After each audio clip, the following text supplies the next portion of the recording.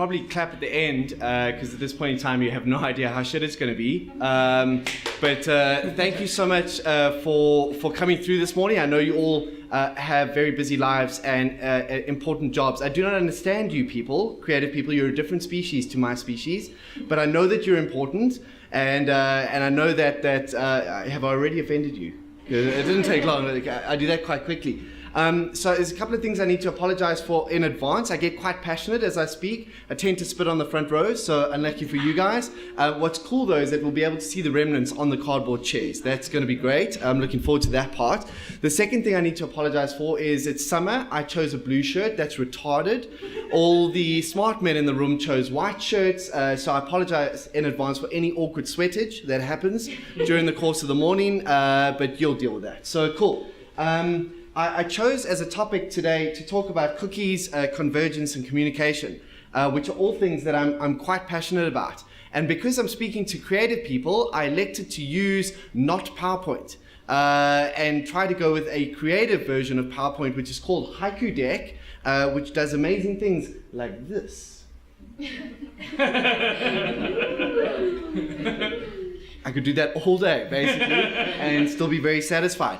I'm particularly passionate about communication, and I'm passionate about how communication takes form in modern businesses, and how those businesses represent that communication in brands, and in brand communication specifically. And I want to unpack that a little bit today, because I think that we've arrived at a place where there's quite a lot of disillusionment on the part of today's customer, who I think is a lot smarter and a lot more connected and a lot more influential than they ever have been before, and are arguably quite upset with the fact that many brands say things and don't necessarily deliver those things behind the scenes. And as you know, the difference between what you say and do, the gap between those two things, determines your credibility.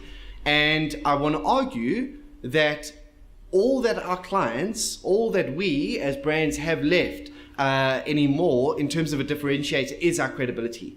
So if we can't get that right, then we're in serious trouble. So I want to go back in time a little bit to the 3rd of February, 2013. A big day in the United States of America, because that's when they have the Super Bowl, okay? And so for sporty people, it's quite a big deal because they have this religious American football thing. I do not understand it. They wear pads and throw a ball around in a field for a while, but it's quite a big deal for creative people as well, because on that day, as you'll know, they have a halftime break where they screen or flight Super Bowl ads, and those 30-second spots, or in some cases longer ads, are pretty much the pinnacle of the advertising calendar in the States. To secure airtime in the Super Bowl halftime slot is a pretty big deal. Millions of dollars going to that advertising. Also, if you're very lucky, you get to see Janet Jackson's nipple or other things like that if you are that way inclined. So it's the 3rd of February. It's Super Bowl night. Pretty much 99% of America is tuned into ESPN to watch the Super Bowl, and those that aren't are following the back channel on Twitter to get a sense of what's going on. So that whole country, that whole nation is online, and it's the third quarter. The Baltimore Ravens are up 28-6 to the San Francisco 49ers. Those are teams, I believe, in the Super Bowl, okay? Looks like the Ravens are doing well, and then something goes horribly wrong. Do you know what goes wrong? Do you remember this? Anybody? The lights go out. Okay, shit. That's not good at all, okay? Because it's the Super Bowl. And in the midst of the panic that follows, obviously in the stadium, in the live feed, and in the back channel that's happening on Twitter and Facebook and so on and so forth, where everybody's now asking what is going on, what happened to the lights, was this planned, because nothing ever goes wrong in the States. One brand differentiates itself through a very simple deployment of an image in the middle of all of this panic. Oh, it doesn't look so great, but Oreo, the cookie, have a war room of social media strategists and creative people that are sitting together, and when the lights go out, they put together this very quick piece of creative, and it has a cookie in the corner and a little lamp in the other corner, and it says, "You can dunk in the dark." Genius, right? Not really, but it goes live, and because it went live literally seconds after the lights went out, the whole advertising world goes mad. Holy crap. How did they get that right? How did they deploy it that quickly? Did they plan the blackout, Because that's the only way you can get creative out that fast, because obviously it would have to go through 7 layers of approval and get signatures and so on and so forth.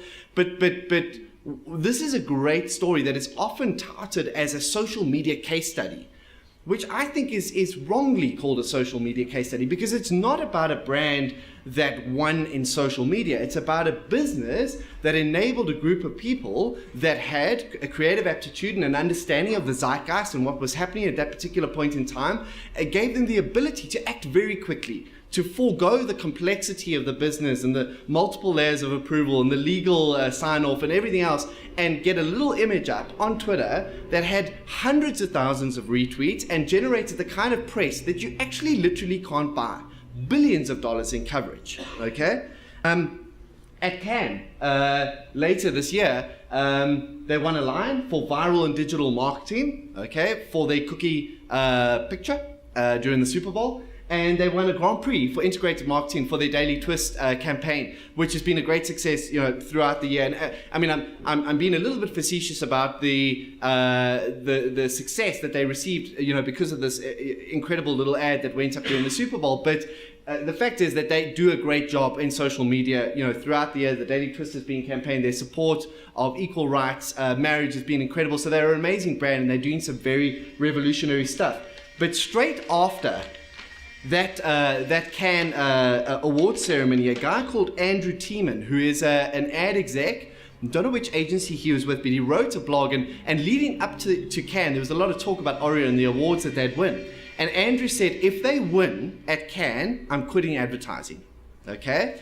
And awkwardly, that's what happened. And he then had to follow up with a blog post that said, okay, now so I'm quitting advertising, this is why. And this is what he wrote.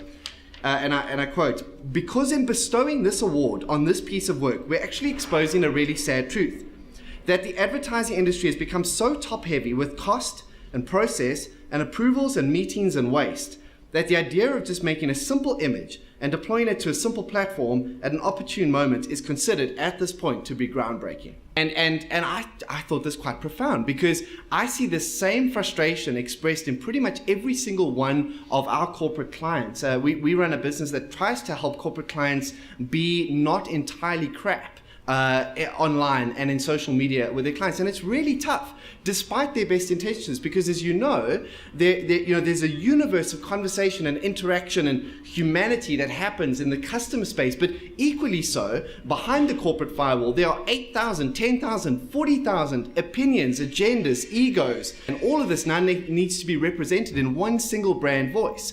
Now in the past that was okay, because you could kind of prescribe your brand to the customer. You could broadcast your brand to the customer. The channels were easy to identify and easily separated. You had TV, radio, and print. And you kind of decided what to say. And if you wanted to make a choice as to which car to buy, you chose between the 3 that could afford a great ad.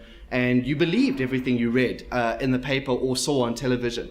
And that has changed fundamentally. As you know, and I'm preaching to the choir here, today's consumer is a proactive, interactive, engaged participant in the marketing conversation. And as such, I'd like to believe that marketing, branding, and communication, advertising cannot necessarily be owned by one department in the business. It has to be the mindset of the entire corporation. And that's a big challenge, because how do you scale that? How do you scale individuality and humanity at every part of the organization? How do you care about the customer when for years, for decades, for centuries, as industrial age businesses, we really haven't given a shit about the customer at all? It was profit at the expense of people. Now it's profit as a byproduct of happy people. And that's a big shift. So Kevin Spacey, I'm a big fan of Kevin Spacey, and he did a lecture on the 23rd of August at the Edinburgh Film Festival. It's called the MacTaggart Lecture. It sounds very Scottish and therefore appropriate. I don't know why it's significant, but he spoke to a whole bunch of film and television producers and executives. And in that talk, he said the following: is 13 hours watched as one cinematic whole really any different than a film? Do we define film by being something 2 hours or less? Surely it goes deeper than that. If you're watching a film on your television, is it no longer a film because you're not watching it in a theater? If you watch a TV show on your iPad, is it no longer a TV show? The device and the length are irrelevant. The labels are useless, except perhaps to agents and managers and lawyers who use these labels to conduct business deals. For kids growing up now, there's no difference watching Avatar on an iPad or YouTube on a television or Game of Thrones on their computer. It's all content and it's all story. So now, Kevin is talking about film and television, but I think we could substitute a lot of advertising terms into that same quote, and it will still make perfect sense. You know, I go to a lot of conferences where you have a digital marketing speaker, and then a mobile marketing speaker, and then a social marketing guru, okay? Whatever that is. And everybody overlaps. Nobody makes a hell of a lot of sense. And if you lined them all up in a row and said, what's the difference between digital and mobile? I guarantee you'd get 30 different definitions. And the reason why is because of convergence. So, I mean, this is a photograph from Times Square. And as you know, it's a veritable plethora of digital billboards. Now, is that digital marketing or is that outdoor? Digital. So, hands up if it's digital marketing. Hands up if it's outdoor. Okay, so that's outdoor. If I have a website that's responsive and I sell digital media space, inventory on that website, and then somebody looks at it on their iPhone, does it immediately become mobile marketing, or is it just the same thing? It's all content and it's all story. And if I look at brands today, it's becoming harder and harder to differentiate based on their product or their price. As you know, when everything is commoditized, it's virtually impossible to differentiate on the cool product that you have or the cool price you have, because somebody out there online has got a better product at a better price, you know, and the consumer knows this. So the only thing our clients, our companies have left to differentiate on is personality. And personality is embedded in story. None of our clients have a content problem. I've never met a client that had a problem producing content. They've got content for days. They have a storytelling problem. It's how they curate that content into a story that's an issue. And that is possibly the best value that we have to add. Now, the problem I feel is that we still suffer from this channel bias. We still talk so much about digital marketing or television advertising or print media. We default to the channel before thinking about the importance of the role of content or community or the commercial objective in that equation. So I know why this happens. It happens because of this, because of mystery. Every time a new technology gets introduced into the mix, agency people like me try and sell mystery to clients. And there's a reason for that. Do you know why that is? Because where there's mystery, there's margin, right? And where there's margin, there's opportunity. And where there's opportunity, there are social media gurus. Okay, and that's a fact. So we bank on the mystery around the technology to try and sell this kind of that there's this 11 magic herbs and spices to this channel that the client has never understood before, and I think that's wrong. I think it's ethically wrong. And I have a problem with that. And I think that our role as creatives and as agency people is to start talking more to clients about the value of content and the value of story and the value of a commercial objective to that content. It's not just about awards. It's about, are we actually selling stuff? Are we making money for the client? It's about understanding communities and the role of communities, and it's understanding conversation and how conversation has changed the balance of power between the client, their content, and the community that they're trying to speak to. So what is different? We know that the customer is getting smarter. We know that convergence blends the boundaries between these different channels. And yet, if you go and speak to a marketing director, how do they divide up their budget? I would argue that there are two divisions that need to happen in the marketing director's budget today. The first one is understanding the community intelligence, clever market intelligence, okay? And the community is not just the customer. The community is also the employee. Stakeholders, partners, manufacturers, whatever it may be. The second part of that equation needs to be content production, but creative content production. We need to get back to story. The reason why Game of Thrones, The Wire, House of Cards, these shows are dominating is because they've got back to the story. It's not about the blockbuster. It's not about the cinematic experience. It's not about 1.5 hours of popcorn, okay? It's about excellent storytelling. Profoundly effective storytelling. And that's the difference from a television perspective. Now we need to learn from that on our side, and brands are left with only their personality to differentiate. So I want to propose that perhaps we need to think about a new model for communication for our clients, that perhaps we cannot outsource brand communication just to the agency or just to the marketing department or the brand advocate or whoever it may be within the organization that owns this, that this needs to be part of the entire organization's mindset, because our ability to reconcile what we promise with what we deliver determines our credibility. And if people throughout the organization don't own that promise, then there's always going to be a schizophrenic experience for the customer at the delivery point. A classic example is a brand that does an incredibly good job of making people feel loved and important and cared for and understood on Twitter. And then you phone the call center and it's like, because the guy at the call center is the worst paid, least motivated, most hateful person on the planet, and doesn't care about the promise that some dude made in Twitter. It's not on his agenda. On his agenda is get to 3:30 so I can go home. The promise is dramatically divorced from the delivery. And that's the issue that our clients face to it. It didn't matter before, because the worst that could happen was somebody would go back to the office, sit at their cubicle and say, our insurance is terrible, or I hate BMW, or whatever it was. It doesn't work that way anymore. Today, people publish their thoughts, they publish their opinions, and they publish their complaints. And when it's published, that story becomes an archivable record of your brand's identity. As you guys know, the brand today is not what our customers, our clients are telling their customers it is. It's what their customers are telling their friends it is. And that is recorded online in the stories, the narrative that people share on social platforms or whatever it may be. It's not really about Twitter or Facebook, it's just publishing. And it's just a hell of a lot easier to publish online. So if we look at branding, marketing, and advertising, and we narrow them down to their common denominators, I think these are words that I learned about a new phrase the other day, a semantic stretch. A semantic stretch is a dynamic or a behavior that's applied to certain terms, and other examples would be love. Like, the word is used so much in so many different contexts that it becomes all but meaningless eventually, because we have a classic example in the English language is awesome. Awesome is not awesome anymore. It's just awesome. It's enjoyed or suffered such dramatic semantic stretch that it becomes almost meaningless and it has no effect. And it's a little bit like branding, marketing, and advertising. I guarantee if I asked all of you to write down definitions for these words, we'd get, again, 30, 40, 50 different definitions. And that's because it's very subjective. But if we narrow them down to their common denominators, I think it becomes a very interesting discussion about, okay, these things are all fundamentally communication. We're talking about one person, one entity, sharing a message meaningfully with another entity, and that message has, as part of it, a couple of key components. So number one, it has content. And that content, as I said, is becoming more and more a consideration for our clients, because the content cannot be divorced from delivery. The content has to be aligned with what they can actually deliver as a business. Again, they've got content for days, but storytelling is a massive challenge for our clients. The second thing is a commercial objective.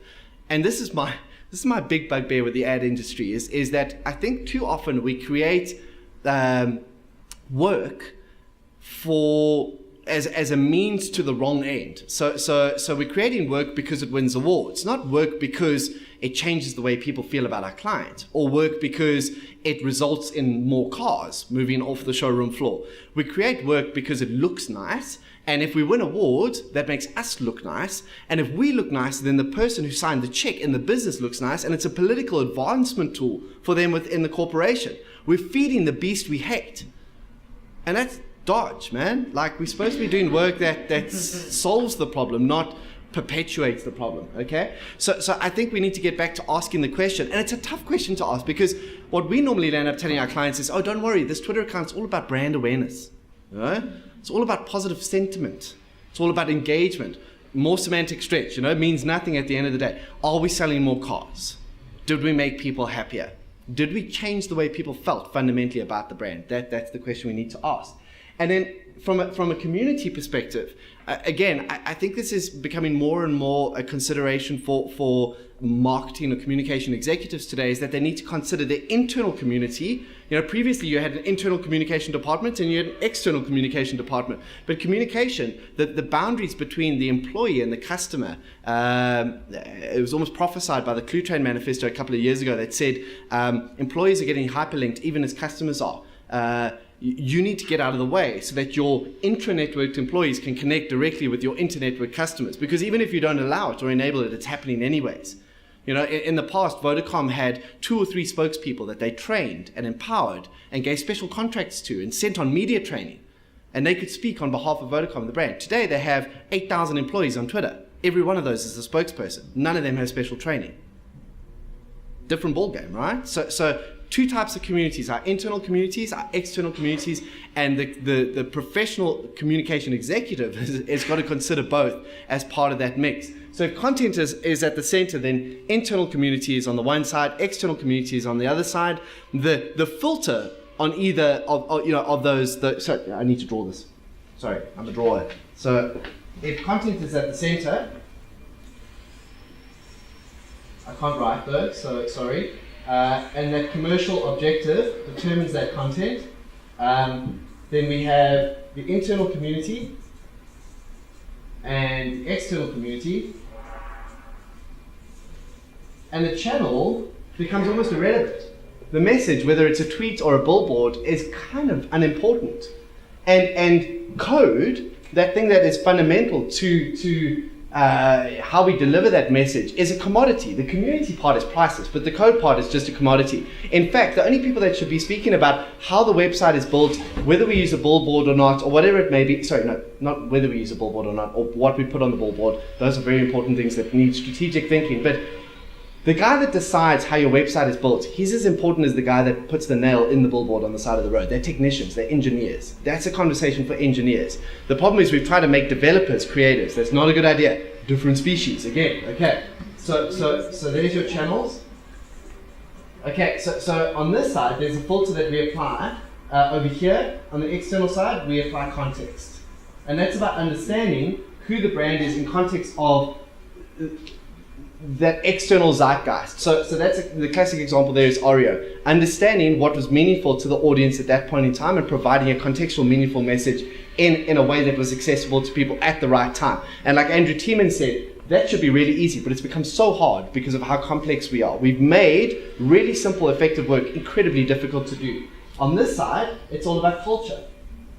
And when you speak to internal communicators in business, they're all about, we have a strategy for internal communication, but culture eats strategy for breakfast. And no matter how much our brands try to prescribe culture to their staff, that the inherent culture, the mutiny kind of rises up and overtakes that strategy. So understanding how we communicate to people internally in the business becomes more about culture than about a prescribed structure, a process, or a set of rules. So if we focus on understanding our role as a brand as in the conversation, understanding our role as a storyteller, understanding our context, and we have a deep and profound understanding of the community and what matters to them, the channel becomes irrelevant.